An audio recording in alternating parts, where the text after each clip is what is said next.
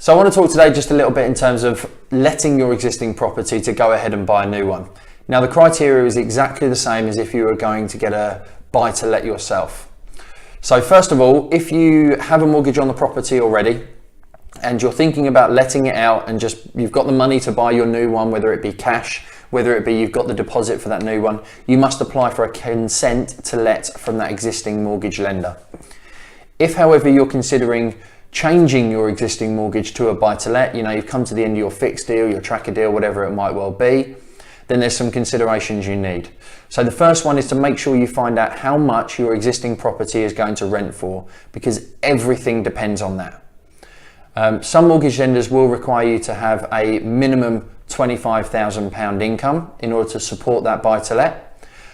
Currently, there's only 2 lenders in the marketplace that need you to have some form of minimum income. So that's handy if you're looking to buy your new property cash, but most will want you to have at least 25,000.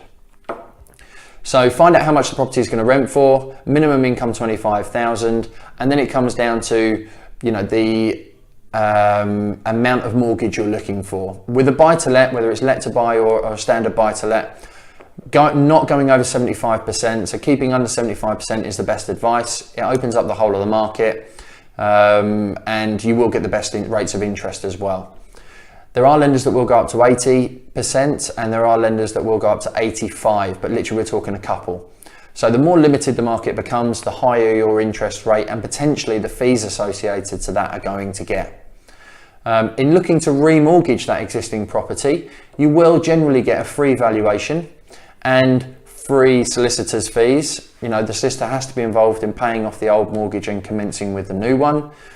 But if you start to go over the 75%, then you might have to pay for either one of those because they are bespoke lenders. So that's kind of the first step, is to really think about the existing property, how much it's going to rent for, how much money you need potentially out of that property to remortgage and to use as your deposit on the new one. And then it's all about looking at the new property as a new standard purchase. And one thing to bear in mind is a lot of lenders do like the two to coincide, i.e. you change the first house, your current house, to a buy to let, and you move into the new house almost simultaneously. And both lenders would like to see each other's mortgage offer to confirm that's exactly what you're doing. So if you do have any questions about letting your existing property or purchasing a buy to let, there are some great rates off the high street that you won't generally find yourself. The criteria has changed quite a lot following sort of some regulation changes at the end of March. One thing to consider is if you do own an existing property, there is the additional 3% stamp duty now on any second home. So if you already own a home, you're going to get 3% on the new one, which can really jump up the cost of purchasing the new property and the new buy to let potentially. So as usual, any likes and comments are appreciated. Any questions, feel free to send me a direct message.